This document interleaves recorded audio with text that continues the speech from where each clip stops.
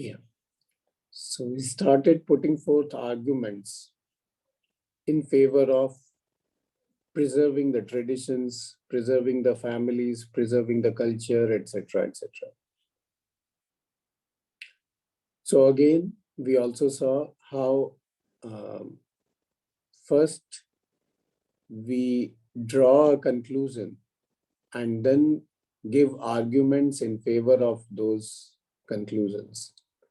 So Arjuna had already concluded that fighting was not good because he didn't want to fight. He didn't want to fight with people who were his near and dear ones. And then, as an afterthought, he started supplying the arguments. And this is the one of the classic cases of confabulation. We had discussed that uh, quite a few classes earlier, wherein we supply logic and argument after the decision has been taken, and not the other way around, arriving at a decision through logic and arguments. No. And we do it most of the times. And same thing we saw with Arjuna. And we also saw the larger picture was that it was not a personal fight. It was not a fight for kingdom. It was not a fight for comfort, luxuries, or personal gains. It was a fight for dharma. There were adharmis on the other side. They had to be punished. And because they were the rulers or the ruling community, so the only way to punish them was through a war. Had it been a war for kingdom, Krishna wouldn't have become a messenger and asked for 5 villages or a village with 5 houses. So it was not a war for kingdom. It was a war for a purpose. And the purpose was establishing the dharma. So that's the background of the Mahabharata, and from there the Bhagavad Gita starts. Then another point, generally they say that the Bhagavad Gita is actually for the sannyasis or for a particular class of people who have withdrawn themselves and their hormones have, those activity hormones have almost dried up. And they are the ones who will be able to grasp the essence, the purport of the Bhagavad Gita. Well, if you look at this whole Bhagavad Gita, and if I can recall some of the words of Swami Vidyananda Giriji, he's no more. He was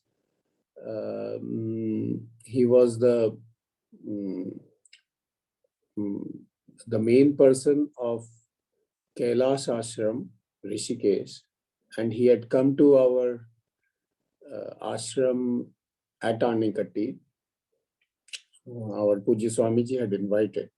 So he gave an introductory talk on the Bhagavad Gita. He took 5 classes because he came for some 3 days. So he made one interesting remark. He said that people say the Bhagavad Gita is for the sadhus, sannyasis and all. It's not for the grihasthas. But do you know one thing? Bhagavad Gita was for Arjuna, mainly for Arjuna. And Arjuna was no ordinary Grihastha because he was married to more than one wife. And the teacher of the Bhagavad Gita, the Lord himself, Lord Krishna, he himself was a super Grihastha because he had some 1600 or something, that figure, some 1600 wives. So a super Grihastha teaching the Gita to an extraordinary Grihastha. So all these are bunkam stories. Just people make conclusions without actually going into the detail or going into the facts. Second thing,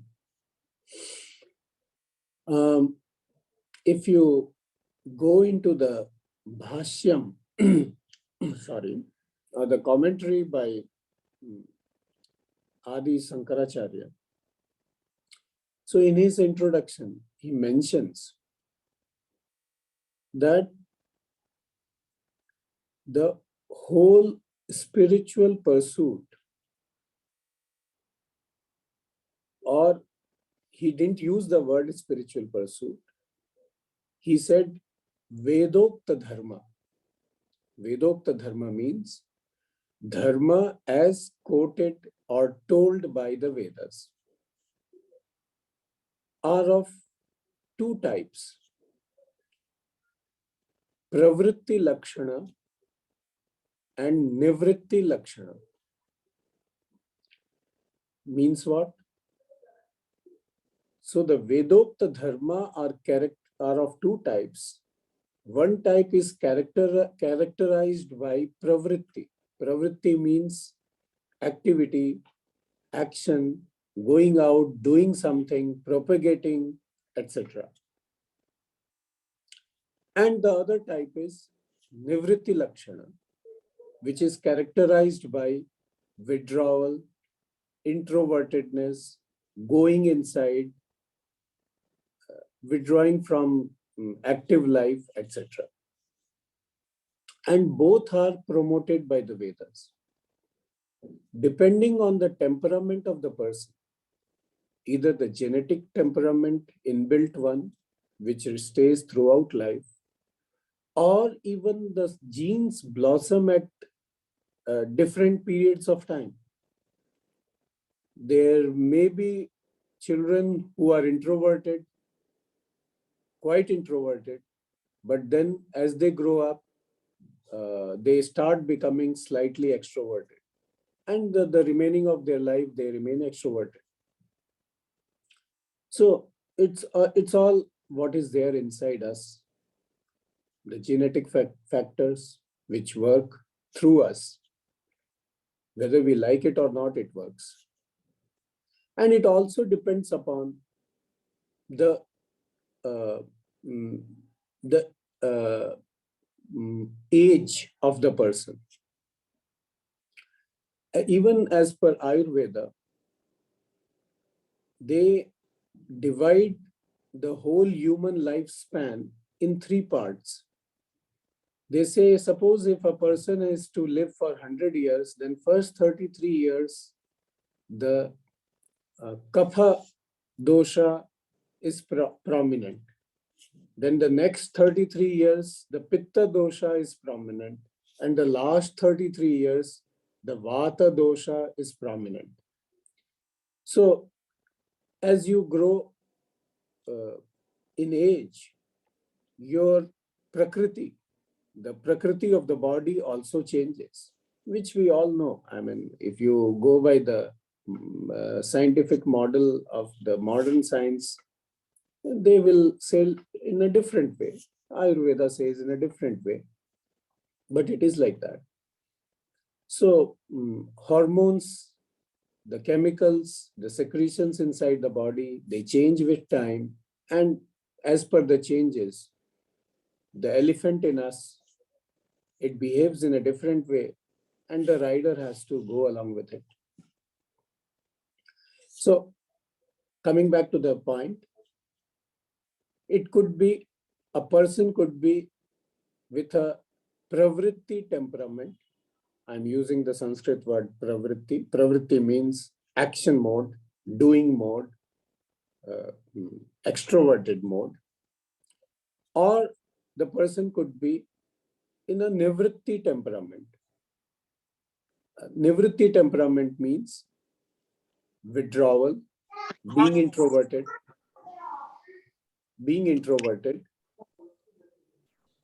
why there's some disturbance. Okay,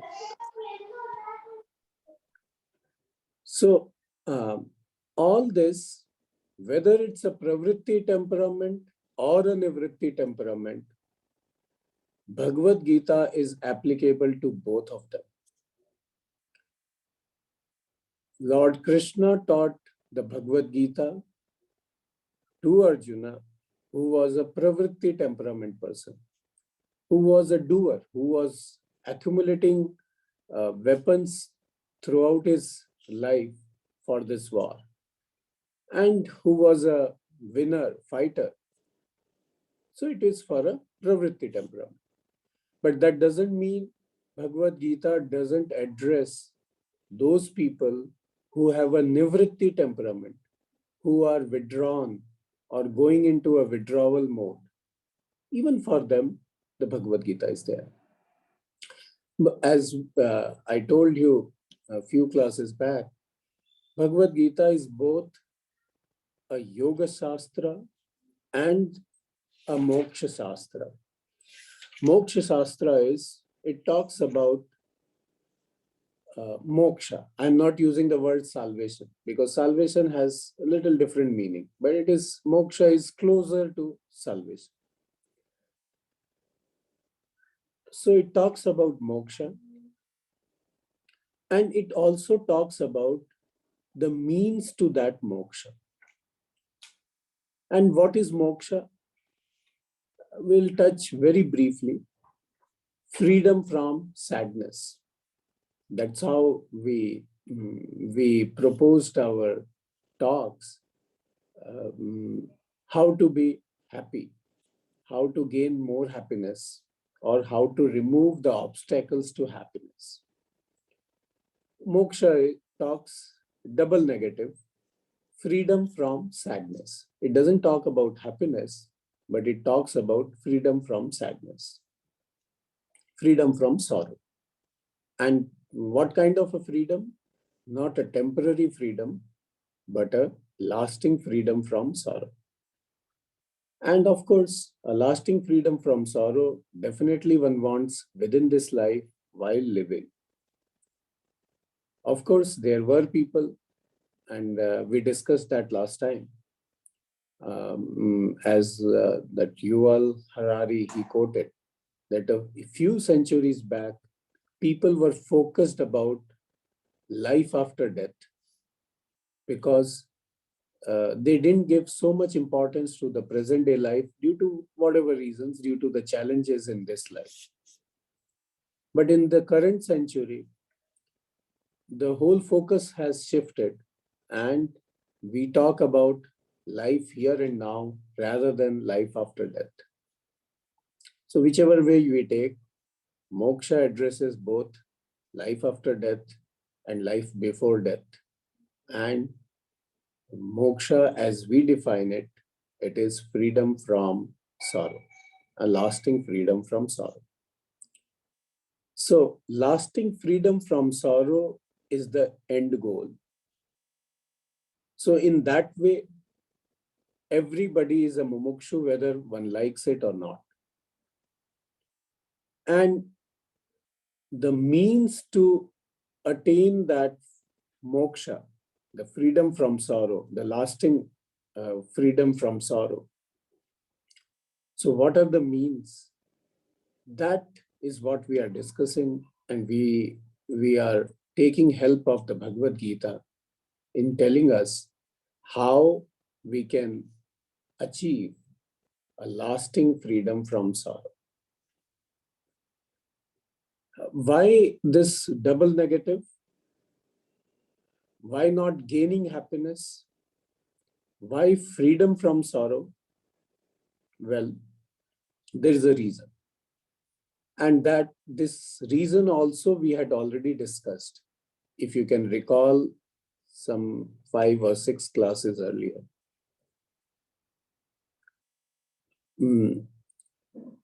Any stimulus which either disturbs our equilibrium, we have a certain equilibrium, mental makeup, mental equilibrium, where either we feel whatever level of comfort or happiness, everyone has one level.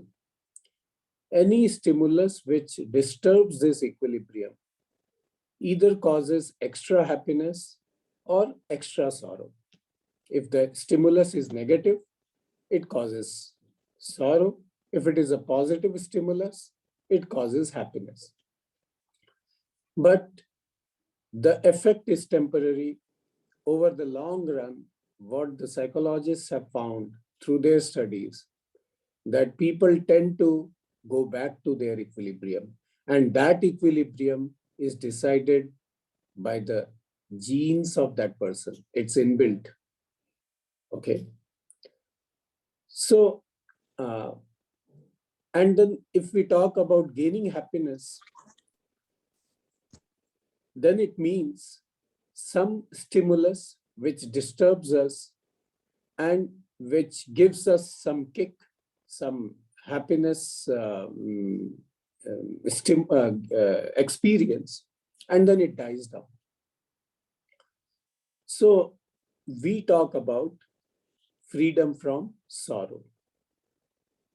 Freedom from sorrow is what we call moksha, where we are in our natural state of equilibrium and we are comfortable in our condition. Okay. So in that sense, everybody is a mumukshu. And how to attain that moksha, what practices one has to do, that we are discussing. We have already seen the pitfalls or the limitations which we inherently have. So unless we take help of a scripture or guidance from, unless we take guidance from a scripture or a person, we will be in our default state. And what is that default state? Default means the natural state. The natural state is what we saw. The elephant has its own weaknesses and it is already programmed, and reprogramming it, making it relearn the things requires external help. So Bhagavad Gita helps us in that direction. It is a yoga shastra in that way. And because it is dealing with people of both the temperaments, the pravritti type means the extroverted type, and the nivritti type means the introverted type. So it addresses and it prescribes solutions for both the types. How to go about it? If I am quite active, I am restless, full of activity, fine, I can still be mumukshu. And if I am introverted, withdrawn, do not want to act, then there are prescriptions for such type also. Now,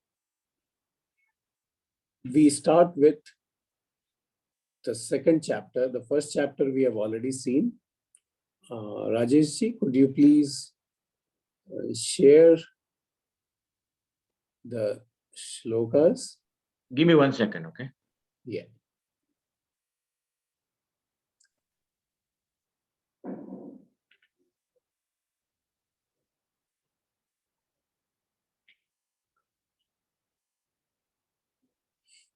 So, in the meantime, we will summarize what we have discussed so far. It's important. 4 things we have to keep in mind. Out of four, first two are the Bhagavad Gita is both Moksha Shastra, means it talks about moksha, and a Yoga Shastra, means it talks about the methodology of attaining that moksha. Moksha we have already defined, freedom from sorrow, a lasting freedom from sorrow. So these are two things. Then another thing, Bhagavad Gita addresses, while discussing the means to achieve moksha, it addresses both types of people of both temperaments. The pravritti type means the extroverted type, and the nivritti type means the introverted type. So it is labeling that Bhagavad Gita is only for the introverted, only for the withdrawn, only for the old aged people, only for the sannyasis, only for this is not correct. Nor it is correct to say that Bhagavad Gita is only for the persons who are in action. It only talks about karma. No, even that is not correct. It addresses both the types. Okay. So in the first chapter, we saw Arjuna had given his arguments, why fighting is not correct, why it will disturb the families. People will be, the families will be orphaned, the children will be orphaned, only ladies will remain, all the men folk, able-bodied people will be gone. And the families, the disturbed families will have disturbed traditions. The traditions won't be carried forward to the next generation. And that's how the society gets into a dark age. And all those are very much valid arguments. But then we also discussed that Arjuna was missing the larger picture. And the larger picture was the tradition which he was talking, the traditions and the traditional flow of knowledge he was talking of, all of them were of lesser importance compared to the basic dharma, because the rulers had become adharmis. Adharmis means on the wrong side. And if the rulers are on the wrong side of dharma, then all this talk of tradition and all will not work. We also saw how the basic dharma rule are on the top in the hierarchy compared to the other functional dharma rules. And we also talked how the preamble, like in India, the preamble of the constitution is the most sacred document. It's a one-page document. That document guides the remaining constitution. So changing the preamble requires two-thirds majority of both the houses of parliament. Whereas all other types of amendments in the acts, they require simple majority. Why? Because the preamble enjoys the highest respect and priority, and it has the maximum force. Yeah. Whereas the other acts of parliament, they keep changing according to the time. So similarly, the basic dharma of protecting people, protecting the modesty of women, etc. These cannot be compromised at the cost of protecting the tradition of families. They come lower in hierarchy compared to the basic dharma. So basic dharma, they don't change over time, whereas the functional dharma rules, they also have importance, but they do change over time. And Arjuna was mixed up. He gave importance to the dynamic, the functional dharma rules more than the basic dharma rules. And that's where the confusion started. And that's where Lord Krishna had to address it. Although he didn't use these words like basic dharma rule and functional dharma rule, etc. But this meaning gets implied. It's an implied meaning we get from the Bhagavad Gita, because more than 5 or 6 occasions he asked Arjuna to get up and fight. So, chapter 2, Sanjaya Uvacha, Tam tatha kripaya vishtam ashrupurna kulekshanam vishidantamidam vakyam uvacha madhusudanaha. Arjuna, who was in sorrow, to that Arjuna, Lord Krishna spoke these words. What were his words? Shri Bhagavan Uvacha Kutastva Kashmalamidam Vishame Samupasthitam Anaryajishtam Asvargyam Akirti Karam Arjuna. Okay. Klaibyam Masmagamah Partha Naitatvayupapadyate. What is that next? It's getting hidden. Klaibyam Masmagamah Partha Naitatvayupapadyate. Then, do we have the? Can we see?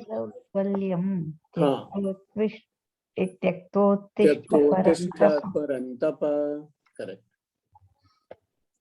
Okay.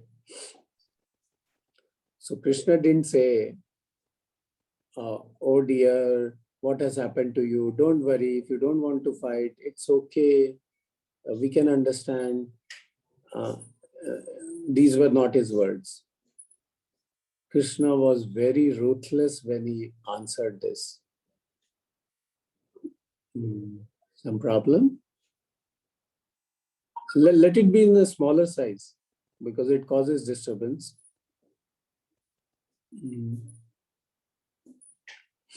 Okay. Yeah, let it be. This is enough.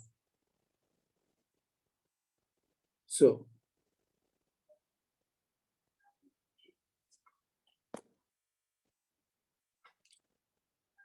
Krishna didn't say soothing words to Arjuna. In fact, he started with a bombardment. He simply said, come on, Arjuna, what has happened to you? How can you do like this? It doesn't suit your stature. You are talking something which is anaryam, which is not a person, a good person, worthy of a good person. Klaibyam masmagamah partha. Don't behave like a transgender person. Just get up and fight. It doesn't suit you. Okay. Why he could say that? Because all this while Arjuna was ready to fight.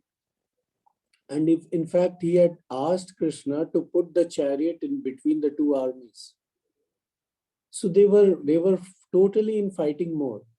And suddenly, seeing his near and dear ones, the emotional self overpowered him, and he started talking differently. And therefore, Krishna had to shake him up, ask him, come on, get out of this. It doesn't suit you. And start fighting. Can we go into the next slokas, please?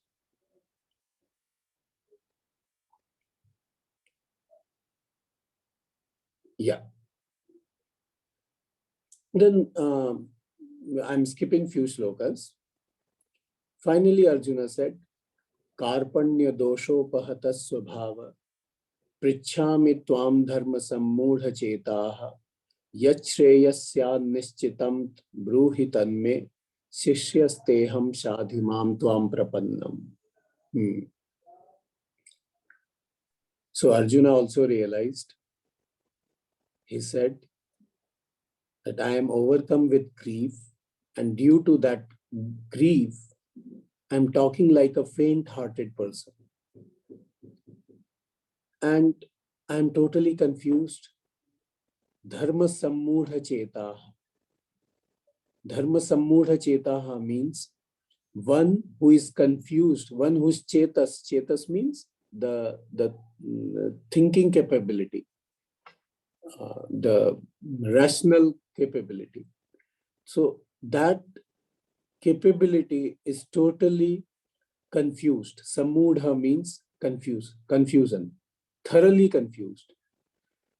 Yat shreya syat nishchitam bruhi tanme sishyasteham shadhimam tvam prapannam. So tell me, what is shreyas for me? What is good for me? That you tell me. Sishyah teham, aham te shishyah. I am your disciple, your student, and shadhimam tvam prapannam. I take refuge in you. You tell me what is good for me. So we are now introduced to this concept of shreyas and prayas. Prayas means what I like, what as an individual I like. Okay, due to whatever my mental makeup. And shreyas means what is good for me. Now, what is good for me and what I like, they could be aligned with each other, or they could be mutually exclusive. If we recall our metaphor of the elephant and the rider, if what the elephant likes is according to the rider, it is right, then they can join hands and the journey is very smooth. But the elephant sometimes may like something, whereas the rider knows it is not good for the elephant. And there is where the problem comes. So I like something, and if it is good for me, there is no problem. But if I like something and it is not good for me, then all the problems come. And then there is a conflict. My liking is programmed. What is good for me could be programmed, need not be. And that is where this this problem comes.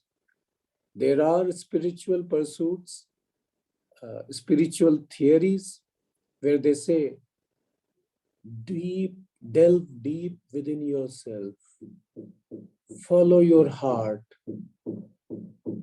just do what you want, enjoy that freedom. This is all bullshit. Why? Because if I follow my heart, and if I am a trained jihadi terrorist, do you know what will come from within my heart? Kill all the infidels, all the kafirs. And I'll do it. So just follow your heart because it sounds good. So there are people who would like to hear that, and they will go for such pursuits.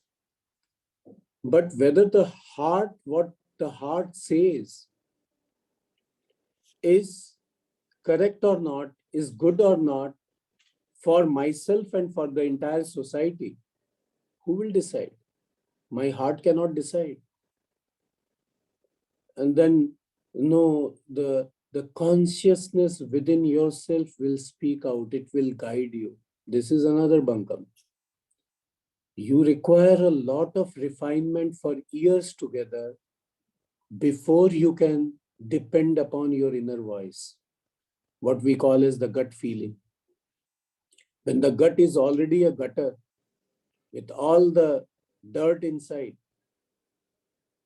food-wise also, thought-wise also, how can you rely on that, those thoughts? How can you give that freedom?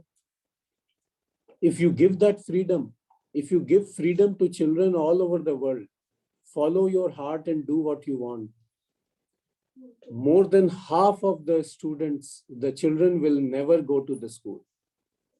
If you go by the statistics of the whole world. So follow your heart is fine, but first purify your heart. And to purify your heart, it requires a lot of practice, a lot of things. So you keep purifying your heart, and then you can follow your heart, and not just follow your heart, which is untrained, which goes by animal instincts.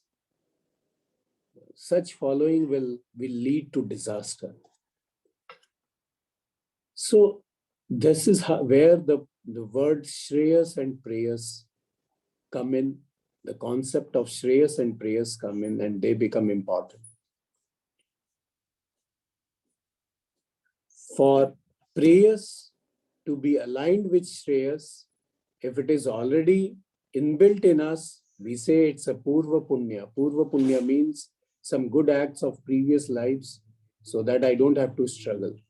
My tendencies are, which are good for everybody. But due to some papa karmas means wrong actions of the past, which I didn't know, I may start liking things which are not good for me, which are not good for the society.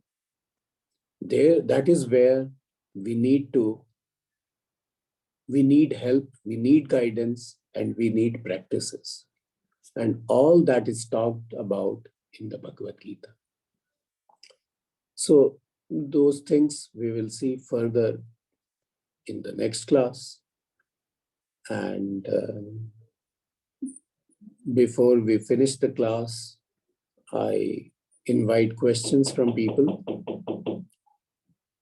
And already I have summarized that part. 4 things there. What was that? Yoga Shastra, Moksha Shastra. Gita is both Yoga Shastra and Moksha Shastra. Gita is for both the Pravritti type people and the Nivritti type people. Okay. And I won't say Pravritti type people, because people also change with time. So Gita is for both Pravritti types and Nivritti types. Then we also, at the end, we saw Shreyas and Preyas. Preyas is what I like. Shreyas is what is good for me. Okay. So these 4 + 2, 6 concepts we will keep in mind in this class. So it's open for questions. Should I stop sharing now? Great. Yeah, please stop sharing.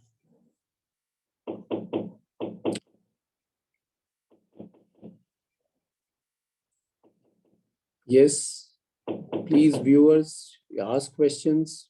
That helps. Or you can discuss. If no questions, you can at least comment. Share your thoughts. What do you think? You want to add something? You may not agree with few things. Even that is fine. That can be discussed.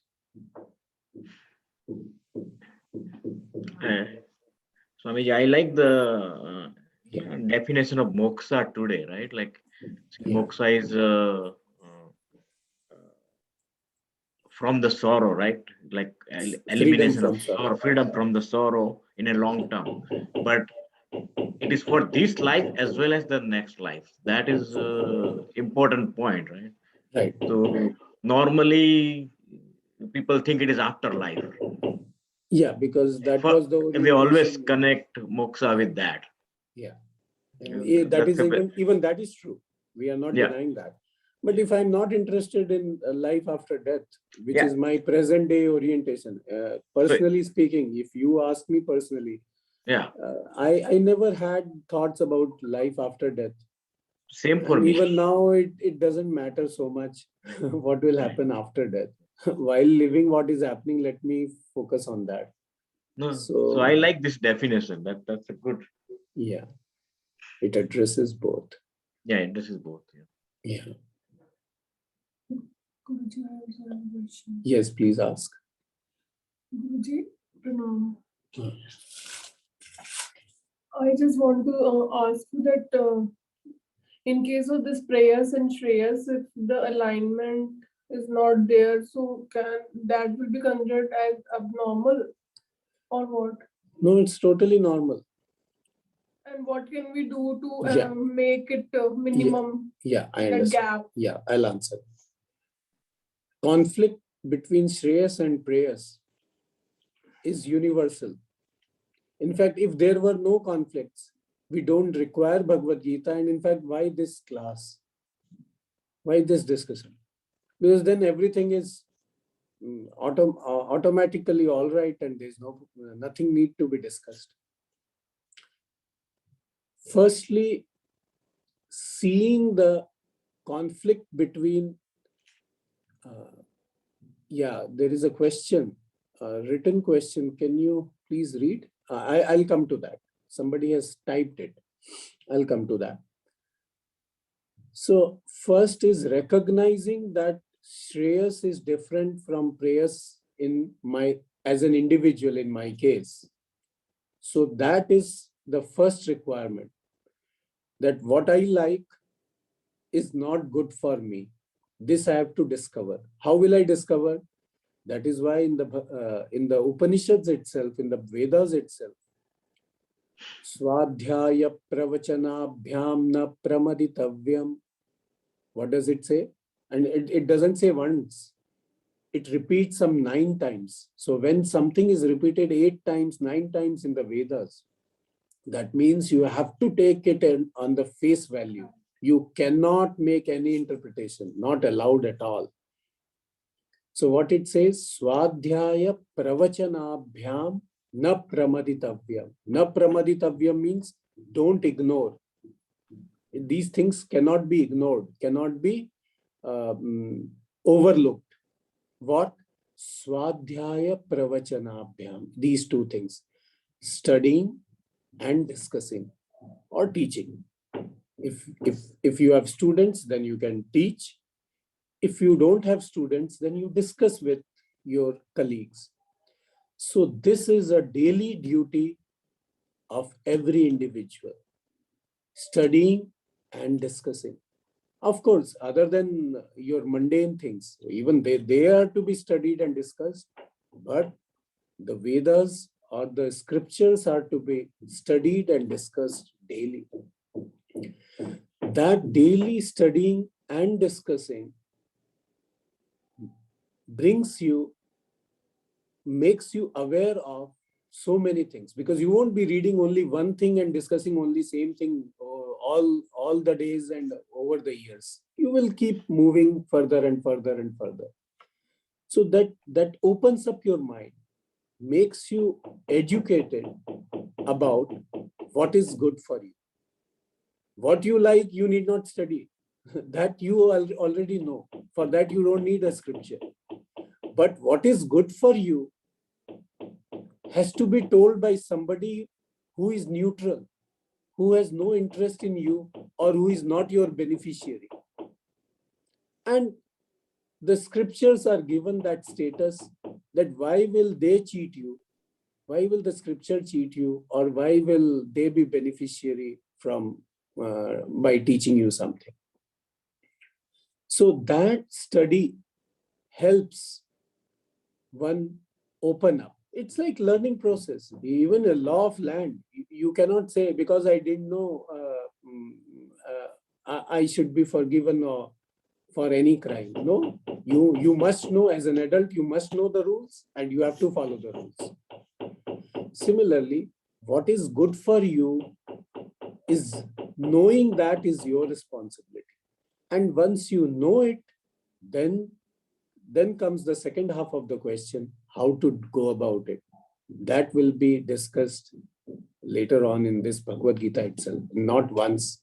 It is being repeated n number of times from n different angles, so that one doesn't have any excuse that how I'm helpless. I know there's a conflict between what I like and what is good for me, and I'm unable to do anything. No, there are ways. What was the question? Can you please share, Rajesh? Your voice is not there. I can read that actually for Yeah, you. please. Yeah. So why was Arjuna labeled a transgender? In this context, it seems as an insult to Arjuna.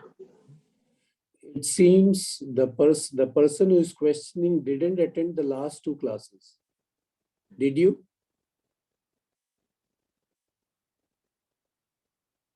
I need your answer, please. Hello? He just need a clarification.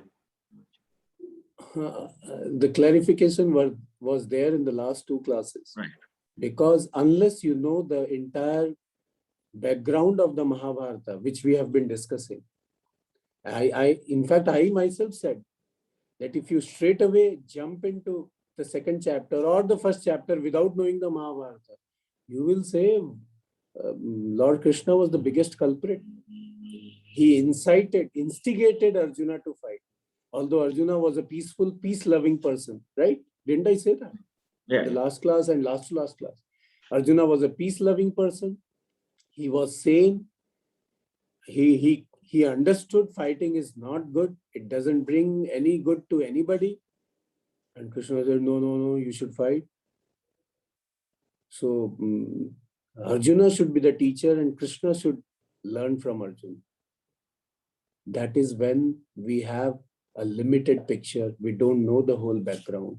The whole background was this fight was not for personal gains. Second thing, the persons who were on the other side of the army, I mean the opponents, they were adharmis. They have done crimes, series of crimes. And the biggest crime was like right in the court of the king, the princess was dishonored, disrobed. At least they attempted to do it. And if the princess of a country is not safe in the court of people, of able people, what to talk of any other lady, a common lady of that kingdom? That kingdom needs destruction, doesn't deserve to remain. Okay? And like we have such groups in the world also. I am not taking names and being specific. There is only one way. One has to destroy them. You cannot make them understand things, because wherever they will be, they will bring disaster. There will be crimes, rapes, murders, and whimsical laws. So there is no solution other than destruction. And Arjuna, who was ready to fight, suddenly changed his mind and became weak, faint-hearted.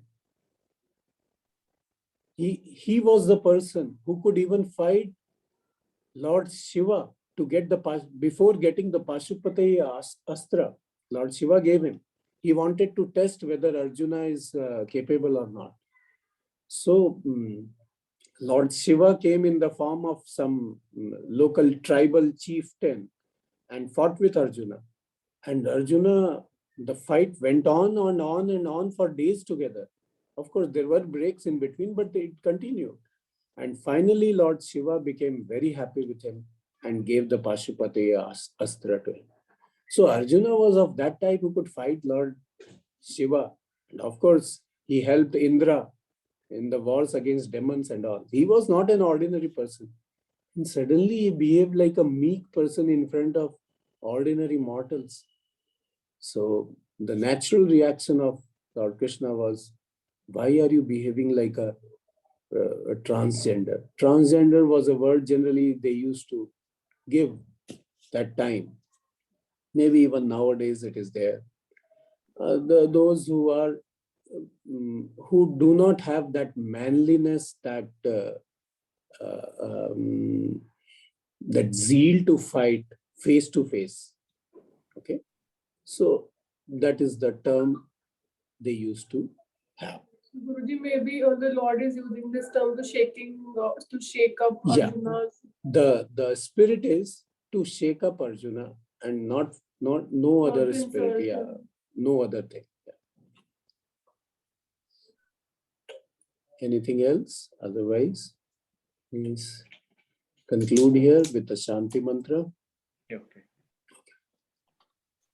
Om Purnamadav Purnamidam Purnat Purnamudachyate Purnasya Purnamadaya Purnameva Vashishyate. Om Shanti Shanti Shanti. Harihi Om Shri Gurubhyo Namaha. Harihi Om.